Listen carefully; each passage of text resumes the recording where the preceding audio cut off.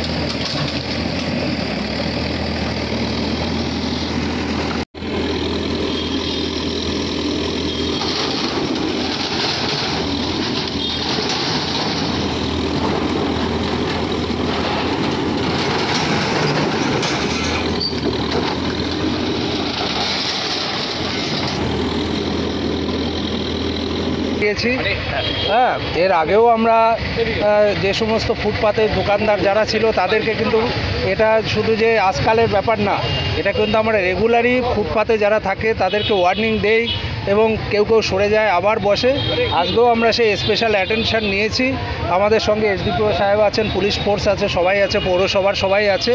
আমরা বেরিয়েছি ফুটপাতে যেগুলো অবস্ট্রাকশান আছে, আমরা সেগুলো ক্লিয়ার করে দিচ্ছি। যারা সরিয়ে নিচ্ছে ঠিক আছে, যেগুলো আছে সরাচ্ছে না বা মানে পুরনো আছে সেগুলোকে আমরা তুলে নিচ্ছি পৌরসভার তরফ থেকে। ওটাকে আমরা চেষ্টা করছি ফুটপাথটাকে পুরোপুরি ক্লিয়ার করা। এছাড়া আজকে আমরা আরও উদ্যোগ নিয়েছি, যে যে জায়গাগুলোতে ড্রেনের উপরে পাকা কনস্ট্রাকশান আছে সেগুলোকে আমরা পৌরসভার তরফ থেকে ওগুলোকে প্রশাসনের তরফ থেকে যৌথ উদ্যোগে ওটাকে ভেঙে দেওয়া হচ্ছে। যে যে জায়গায় যে যে অবস্ট্রাকশান আছে আমরা আস্তে আস্তে সব ভেঙে দেবো।